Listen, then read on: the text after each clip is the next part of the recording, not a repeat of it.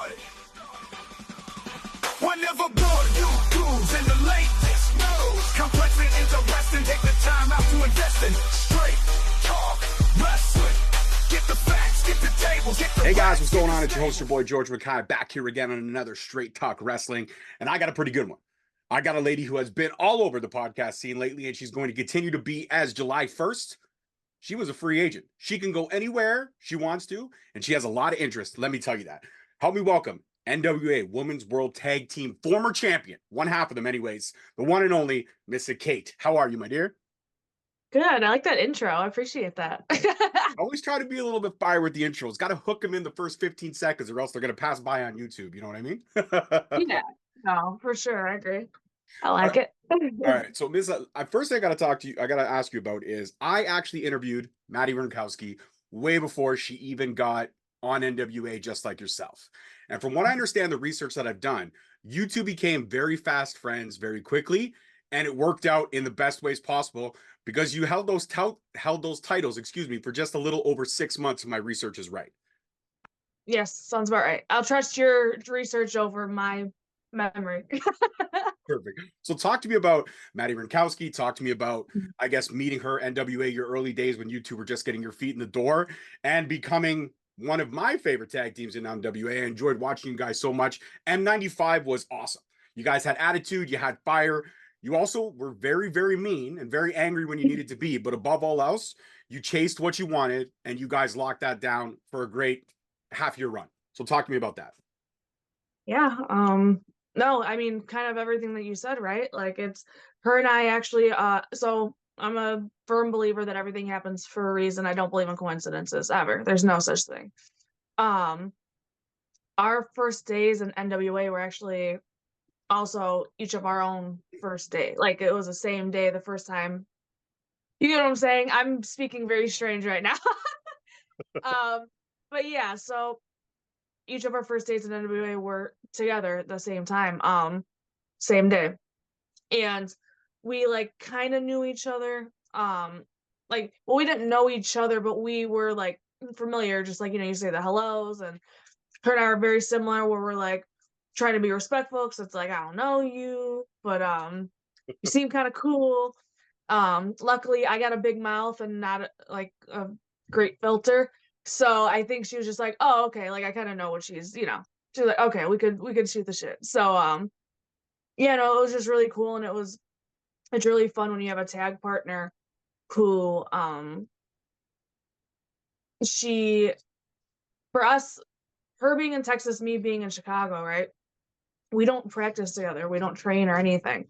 So for us to like have that rapport that we could just go in the ring or like just come up with ideas and stuff like on the spot, like that was great. That shows that you have some kind of chemistry. And I think that was a little bit behind the scenes too, again, because her and I have similar humor and whatnot. Just like I always say, like I'm the Chicago version, she's the Texas version, but I'm just a lot more unfiltered. So I don't know. Again, everything happens for a reason, and just that run in general, it was fun. That was my first experience having a long run as a tag team.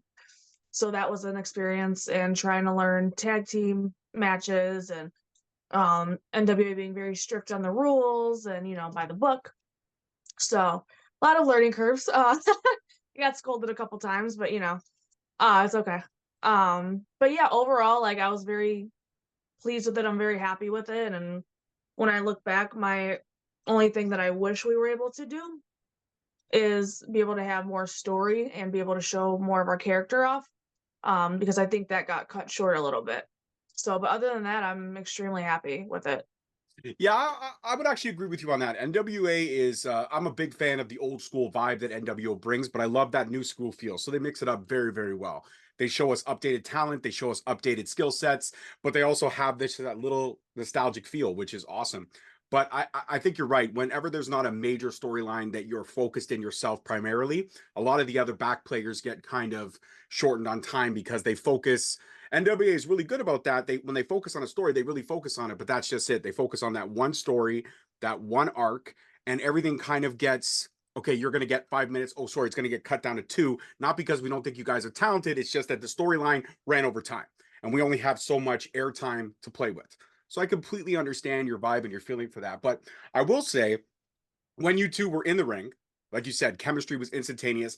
I wouldn't know that you didn't travel the road, that you didn't train, that you two didn't have a history together. I wouldn't have known that based off the chemistry that you two showed. Now, obviously, Maddie, moving on to NXT, you yourself now have your, July 1st. That's it. You didn't resign and you've moved on from NWA. And your post was, I want to say, gracious, but also very short and simple. Guys, I'm not going to do a sappy post. I'm not going to sit here and cry. Everyone who helped me along the way, they know who they are. I appreciate all of you, and I have nothing but fond memories from NWA. And I think that's probably one of the funniest, lighthearted, simple goodbye posts there is, short of just saying goodbye. I mean, you probably could have said goodbye, and people would have been like, huh, her post wasn't sappy. No, but talk to me about that. I mean, I guess just the fact of the words that you wrote saying, you know what, I'm not going to get sappy. If you help me, you know who you are. I appreciate you. I love the NWA, but it's time to move on. Why was now the time to move on? Did discussions fall apart? Or did you just feel like you want to test the waters with the other companies out there, AEW, TNA, ROH, WWE? Did you feel that NWA, it was time to move on? Or did talks fall apart? Talk to me about that. So yeah, pretty much overall, I signed a contract deal and that contract time came up, right? And during that time being contracted, I was exclusive to NWA. So that meant I couldn't work AEW anymore. Which before being signed, I was working both. I was able to work, it was Impact, now TNA again. I love that it's TNA again. Just unfortunately, there's a lot of opportunities that I could have had that I wasn't able to have. There were talks about me possibly going and training in Japan. I almost had opportunity to do that, but I couldn't because I was under contract. So when the people that reached out found that out, they were like, "Oh, we don't want to. You're under contract. We kind of don't want to touch you," sort of thing. And which I get. And then there's talks about me possibly going to Mexico and the same thing. Like, there's like little things that you don't think about when you do sign a contract that now I will think about moving forward. And again, at the time when NWA came to me, I wasn't having other offers. And then once you sign, and then all of a sudden it's almost like everyone's like, "Hey, what are you doing?" And I'm like, "Where were you a week ago?" So yeah, it was just as far as I know, no hard feelings. I think between NWA and I think we both knew that we're parting ways. So there weren't any harsh words. I still thank Billy to this day. I thanked him for all the opportunities. I got to throw out the first pitch at the Crosstown Classic for the Cubs against the White Sox. So I'm like, again, and I got to meet and tag with Maddie, now Wren Sinclair. So I'm very blessed and I'm very grateful for everything. So yeah, that post, that's kind of what it was about. I don't need to get sappy. I try to people that know. But I don't need to get sappy. I'm pretty cutthroat. Like I'm just straight to the point. So except for when I'm having interviews and I keep talking in circles. But no, just overall, I could have sat there and typed out a bunch of different names, but I feel like those people that help me, they know who they are because I've told them. And I try to make sure that anybody who helped me along the way knew that, like, I am very thankful for anything that you've given me and any help and any advice. So, yeah, I'm kind of, that's kind of how it goes. But yeah, NWA, as far as I know, no hard feelings. There are a couple of matches, I will say, I do want to see of mine that they have not posted or aired. So I don't know if that's going to be a thing. One of the directions that I was going with NWA was kind of like a Joker-esque character. So I had what was it? There was a pay-per-view, a Halloween special where I dressed up as the Joker. Not just the Joker, the ultimate Joker, where I made sure I included all of the Jokers. In that I'm very detailed. So with that, Billy saw and he was like, "Oh, that's kind of cool. We could do something with this." So we were kind of going that route for a little bit.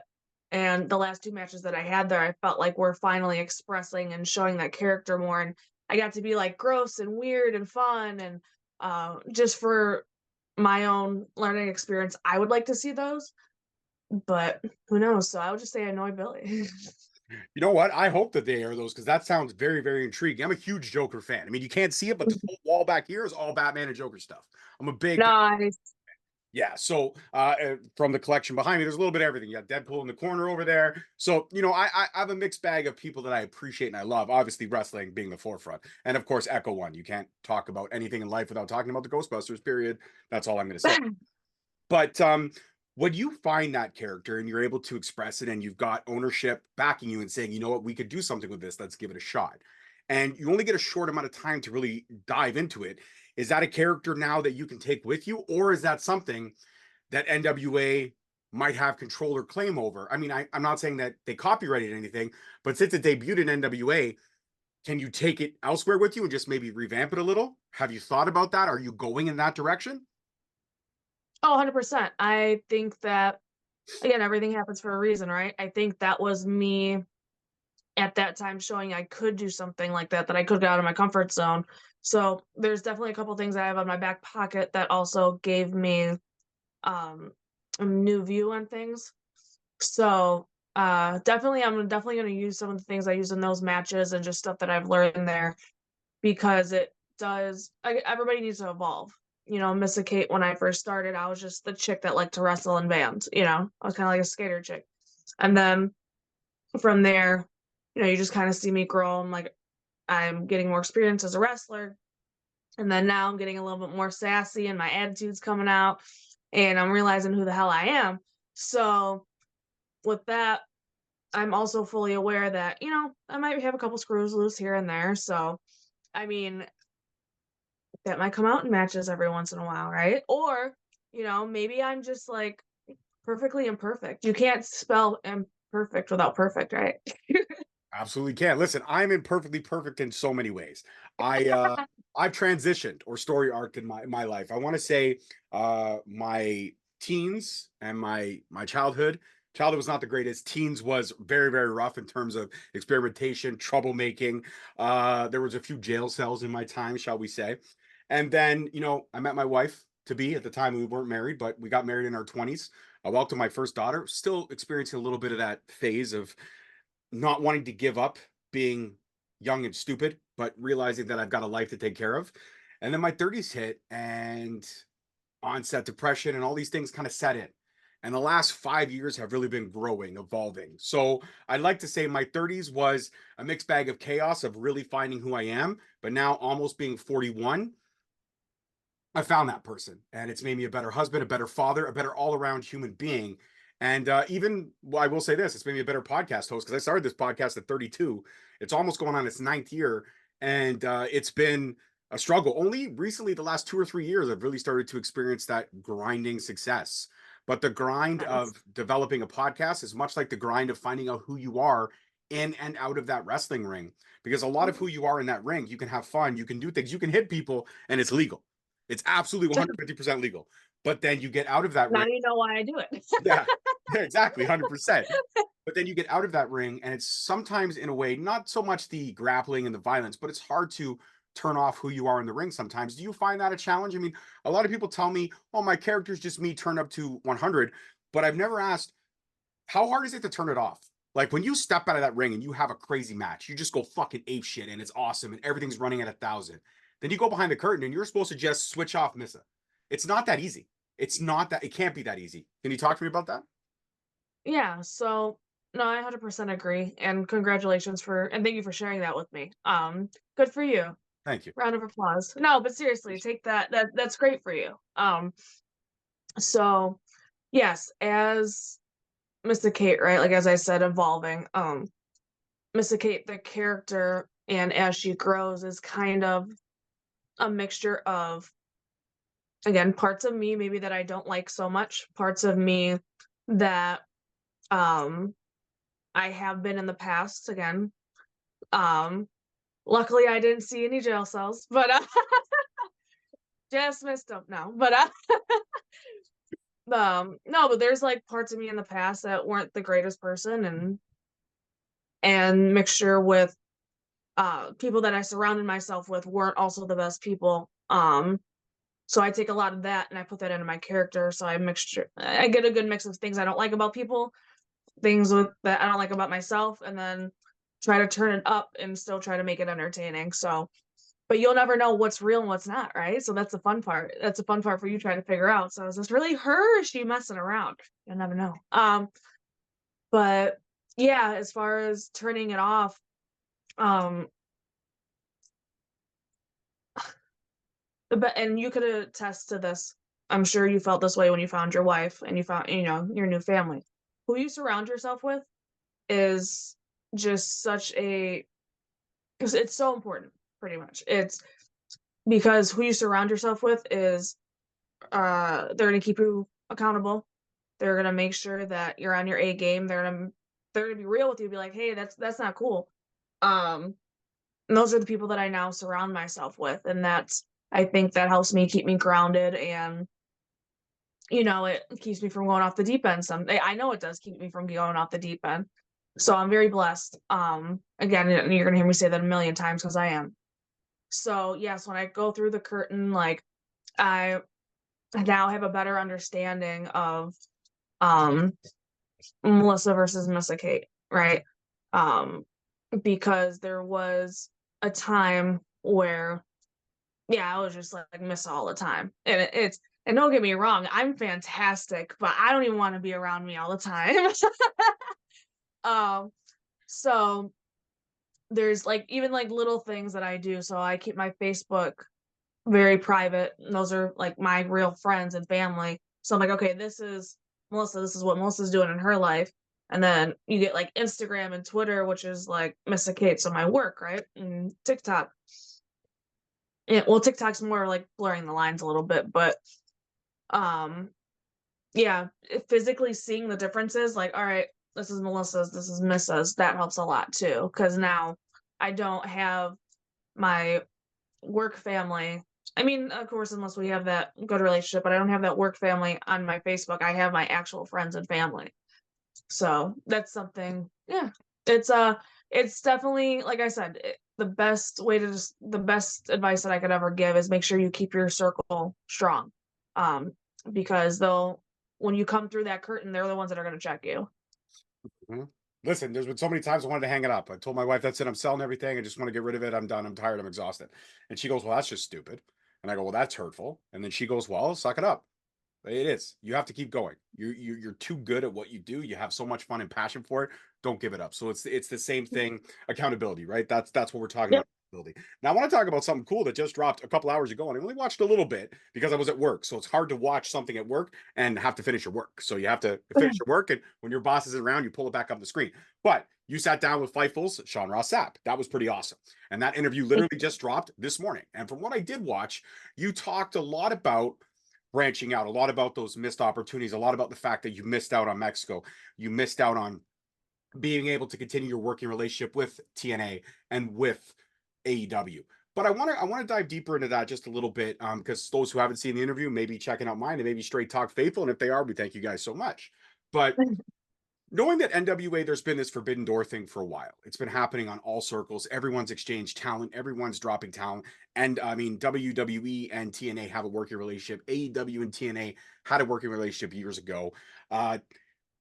NWA and AEW had a working relationship. Hello, Thunder Rosa. That was all a thing. They defended the NWA Women's Championship on AEW television in an AEW. So why was it so hard being under contract, not being able to share the talent or broaden, especially if you weren't being used on a consistent basis, which I know some of the roster doesn't get used on a full-time basis. So you had opportunities to, I mean, could you still wrestle on the indies, or were you not even allowed to touch the indies? So yes, I was always allowed. The indies were always something that was clear. I can do. The only I guess I was exclusive to NWA when it came to TV. So any other company that was televised, I couldn't work for them. So could I have technically gone to Japan and Mexico? Possibly, but realistically, no, it wasn't going to happen because of my obligations here and because of it both, you know, parties, you know, they're like, it's a business. We need you where we need you. You know, we can't half-ass you. Which I would have tried to find a way to make it work, but it is what it is, right? Everything happens for a reason. So yeah, indies were something that I always had that was my control. The only downfall to it though was NWA would randomly throw dates and be like, "Hey, all right, this is a new date," and we would get them. I think the most advanced wasn't. We started getting more advanced dates probably recently. Actually, I would say because when I first signed and when I was first there, they would be like, "Oh, a month." There's a couple times where it's like, "Oh, in a week," you know. And at that time, I'm like, "Well, I have these other bookings, you know, like I can't. I got to cancel these now because again, I'm obligated to be here for NWA." So that kind of, and again, understandably, rubbed companies the wrong way because they can't rely on somebody that's not going to be there. Again, their business. I'm not going to be upset at that. I mean, it sucks for my business now. Hurts my pocket a little bit in my area for growth, but now coming out of that, I now have that opportunity to build those relationships again, hopefully, and just move forward and see where we go. So that's what I'm excited for the most. Um, you know, it's great being signed and being exclusive to somewhere. Um, it's just a matter of, okay, if this is like how you said, like, is this something I'm gonna be used on a regular basis? Is this something? Because again, I'm here. I'm gonna give you my all. That's otherwise I wouldn't be there, right? So let me just like let me do my job. I want to do my job. I am like I love doing this. So um and if not, then well, that needs to be discussed because if you're not gonna let me do my job, I need to go do that somewhere else. Like, yes, it's a business, but I need to do what's best for me, and what's best for me is being able to tell stories. Because that's what makes me happy. That's why I started wrestling. So um I'm not anybody's I'm not a rat in the cage. No, I was kidding. That was a bad Pun, complete pun right there. I love it. I love it. Absolutely. You know what? You and I have the same sense of humor. My humor is very dry. I am unfiltered. My mouth gets me into consistent trouble all the time. So when you said all that stuff, that's why I was laughing a little bit because I feel you. I feel you on so many different levels, my dear. I feel like you and I are going to become very, very fast friends, 150%. I Now, mean, you're wearing the hat, so I'm like, you know, Jordan, we got you. Yeah. yeah, exactly. Listen, I'm the gear head to toe, other than just a plain white t-shirt, because plain white t-shirts are perfect as long as they're not stained. And I stain a lot. I have a whole drawer full of shirts I can't wear anymore because they're all stained. So Uh-oh. even with my coffee right Man, now, your wife didn't make you throw those out yet. listen, okay, listen. My wife doesn't make me throw out everything. I have my own decisions, man. Okay, you know what? Don't judge me. So okay, so let's get back on track here for a second. I want to talk to Yeah. you about the fact is that you were kind of like you said you were obligated for NWA for TV dates. Now that Yes. you don't have those obligations anymore, the world is your oyster.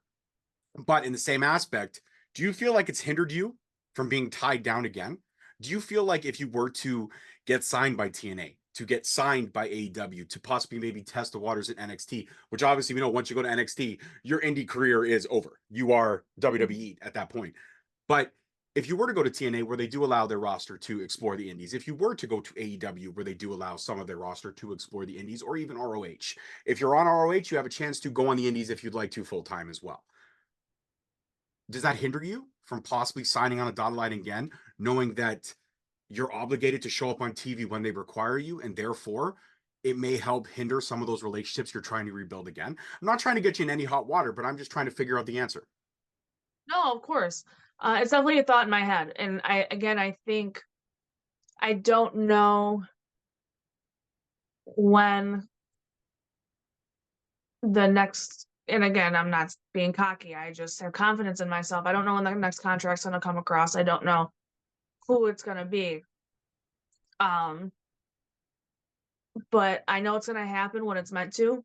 And that's why right now my goal is to grind and do everything that I can on the indies, wrestle anybody and everybody that I can. Try to have fun, try to experiment, figure out my character more. stuff like that. Try to see if I can help other people, learn from other people, just the whole shebang, right? So my goal is to try to do as much of that as possible before signing somewhere again. And even when that time comes, it will definitely be a slightly more mature conversation. Again, with NWA, that was my first contract. So I was a kid in a candy shop. Like, oh my God, I got my first wrestling contract, all that fun stuff. Where now it's like, because I had it and I'm like, okay, now I see what did I like, what did I not like. Again, there are places that I'm not going to have the power on that. They're going to be like, look, it's either you sign this shit or you don't, which again, I fully understand. And when that comes down to it, it's my decision, right? That's their decision. But again, I will never have an issue signing somewhere that fully sees the potential and the heart that I have for this. And I guess that's what it comes down to. If I feel that that relationship's going to be strong and they know that I'm not bullshitting them when I say like, hey, I want to do something great for this company. I want to entertain, like, give me something. Like I'm here to work. They know that, they feel that, then I have no problem doing that. And that wouldn't be hindering me at all because I'm setting out what I'm meant to do. I love that. I think that answer is awesome. It's not a hindrance. It's the fact that I can use that as a strength and let you know that I will give you my all, but there has to be, clear-cut instructions. And I feel like every company has their own different way of doing the organizational skills. Like you mentioned, TV dates are a must, but I feel like some companies might be able to organize certain things just a wee bit better. And that's all I'm going to say on that. I'm not shitting on anybody because I don't know what goes on behind the curtain, guys. As much as I'd like to think I do, I don't. I just enjoy talking to talent and wrestlers and getting to know the personal side mixed with the wrestling side. That's what it is for me. These are always great conversations. I'm not going to sit here and be like, so when you grew up, what was your favorite moment in wrestling? How did you get into? No. I already, in doing my research, I know these things because you've done enough interviews where you said those answers. I don't need to ask those questions. So my next big question is, and we've got a few more minutes left, so a couple more questions. I'll let you go enjoy your Friday evening because God knows you don't want to spend all of your Friday with me. I mean, as much as we're clicking on all cylinders here, the friendship is brewing. I know you don't want to stare at my face for the next 6 hours. I totally understand it. I get it. I've seen worse faces, so you're okay. Okay, guys, that's huge for me. What she's basically saying is that I'm in like the top 50. That's good. I'll take it. All right. You know what it is? It's the dimples. See how they look at it. They're so adorable. Yep, there you go. As my daughter says, they're very pinchable. That's what she tells me. You do have very pinchable cheeks. Yeah, I can see it. Thank you very much. So can my grandma. That's why look how red it goes so easily. My grandpa used to do that to me too. My he came from Macedonia, so Yugoslavia. Okay. And it was like a European thing. Like I don't know if you've ever seen My Big Fat Greek Wedding. Oh yeah, 100%. Closest thing. One of my favorite movies. Little bit of my childhood. So the Windex? Yeah, it's just was the Windex part of your childhood? I wasn't around for that part, but I will say yes, my grandfather did believe in the Windex. It is a thing. It is honestly a thing. That's why it was in the movie. Yes, there. Oh my God. Okay, that's a whole different conversation for a different day. My Big Fat Greek Wedding. I love it. So, but yeah, no, my grandpa used to do that to me too, and it's just like when I met his siblings, they're just. And I just remember being a kid, like, oh my God, this sucks. Like, get off of my face. You're going home and you're rubbing, you're like, oh, I got to get feeling back in these guys. Yeah, so now it's like when people are like trying to be, like some type of way with me, I'm like, it's fuck away from me. PTSD like just out on of the reaction. I don't mean to be. It's just kind of like, bro, like back up. Like, just give me my space. Please give me my 6 space. feet. Like, yeah, we're still in the COVID period, people. Yeah. So Slammiversary is coming around the corner. I know that Sean Ross Sapp interview, you definitely have feelers out for TNA. Have there been discussions? Have there been discussions with any of these conversations? Have you contacted them? Have they contacted you? Not even TNA, everyone in general. Wherever you feel like dipping your toe into next, whatever pool you feel like stepping into. Have there been conversations? And are there conversations happening as we speak? I will say, so the day that I posted myself no longer being a part of the NWA, and then the following day I kind of took, I will say, I keep saying like a couple days, but I almost took that full week kind of to myself And I will say Jordan, my agent, has been amazing, and he handled everything so gracefully, and I appreciate him so much for it. He did a good job of letting me know what was going on, but being like, okay, I know you need your space right now. So very thankful for him. But yes, I will say he worked very, very hard. And I have also have had a couple of discussions and conversations with some people. Um, so we will see where those conversations lead. It looks pretty promising.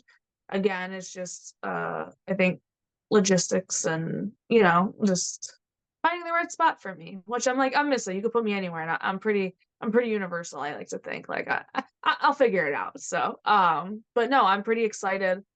I don't know what's gonna happen.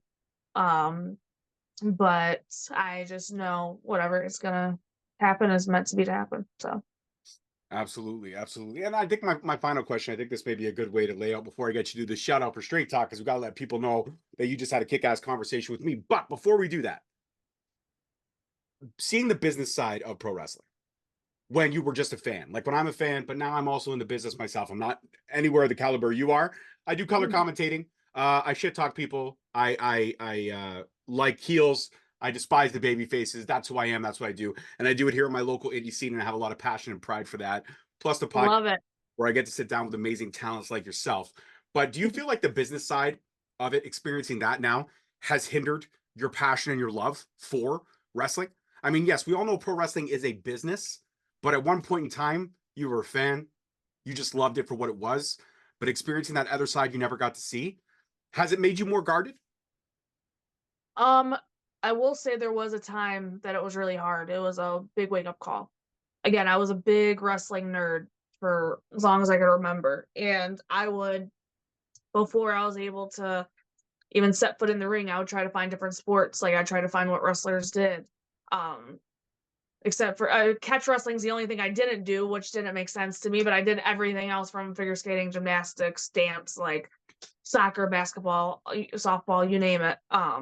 Trying to prepare me like to get me ready to be a wrestler. So um while that was going on, I was also listening to a lot of podcasts and interviews of people, and one thing that they always said that stuck with me, and they always said, oh, the wrestling's only the 10% of it. And I'd be like, there's no way. There's no way. Like they're full of crap.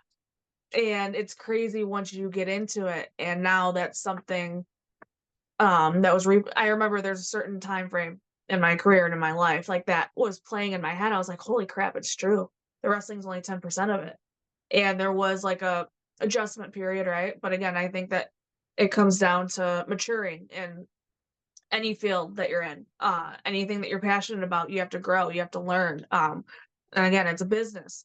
And that was something where I had to realize I had to get out of I had to stop being a kid in a candy shop, be like, all right, put the adult pants on. So, but I still get to be a kid in the ring, and that's what matters. John Cena is my man. It's my favorite of all time. Um, I think he's someone that I look up to, and a lot of interviews that I've heard him say, I've also said that, when he says it's time to go to work, when he goes in there, he's not really working. That's his time to play. And it's like everything that he does leading up to that, all the business decisions, all of the interviews, all of the politics, like all of that is worth it when you're in the ring and you have people interested in what you're doing. Either they're cheering or booing you, you have them in the palm of your hands. And that's a feeling that, again, only some of us experience. I've been very blessed that I have been given a gift to be able to do this. So yeah, it's definitely so yes, to answer your question, my long-winded answer, there was a time that it was making it sour for me a little bit, but I love this too much, and I put too much into this, and it just made me respect it more. I kind of just realized I like to say I was just being a baby, honestly, because I'm like,